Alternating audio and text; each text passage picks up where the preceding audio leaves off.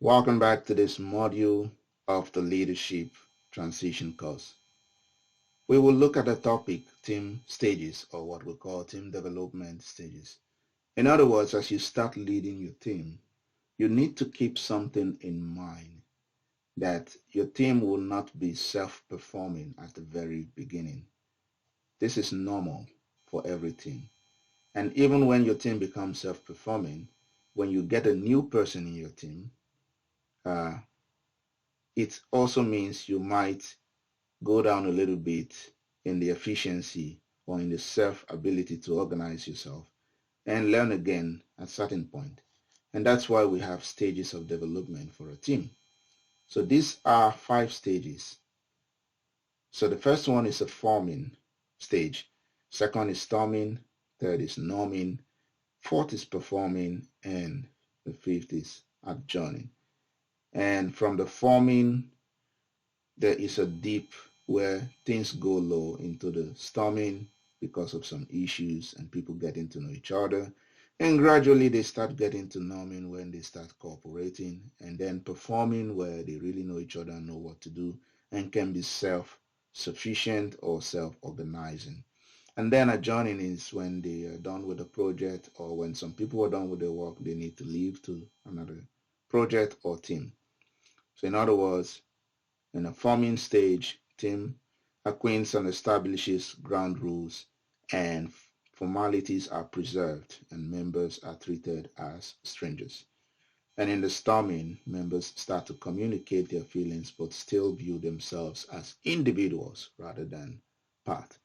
In norming, then the people start feeling being part of the team, and they realize that they can achieve and work together, and they need to accept that. And performing, the team works in an open and trusting atmosphere. And adjourning, then an assessment is made, celebration if the project is ended for everyone, or celebrate a member leaving in that sense. And in any of those stage, new members can join, and that can mean for that particular team member, the journey starts from forming.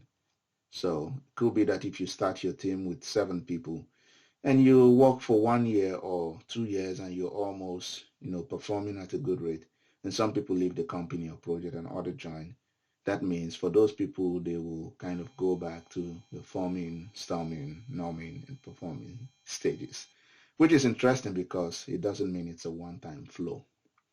So that is something important as leaders to be aware of, that you have to expect that this will happen, going from forming to storming and norming to working as one in the performing stage.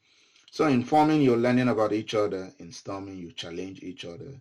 In norming, you start working with each other. And in performing, you're working as one efficient and effective team. And therefore, there are things associated with those parts. Like in the forming, where people are more polite, impersonal, they're guarding their watch and watchful, and in storming they confront each other, they deal with conflict and disagreement. And you as a project leader, you have to be aware of this, because this is where you really come in. And then in norming, you start in a way that things get organized, skills are developed, and the system and procedure and feedback is in place. And in performing, friendship is formed, flexibility is there, support is there, tolerance is there. And when everything seems like it's a perfect world and the project is ending, or someone needs to leave, or for some reason the team needs to disband, everyone starts feeling a little bit of, sense of sadness in a good way, because they will start missing that interaction. And for the leader or manager, it's important that based on team behavior at each stage, you know what to do. So in the forming, you build a common goal, understand the expectation, and assess the resources, and lead the drivers, the things that really helps your team to grow. In the storming, you involve everyone, make sure the goals are clear as we discussed, and make sure as a leader you raise difficult issues and make sure they're treated and discussed using feedback models and other things we've discussed. And in the numbing, you build feedback loops as well, have open forum, create opportunity for others to lead. And in performing, of course, you focus on continuously improving what you've all built up, assess the results, do recognition and reward the wins.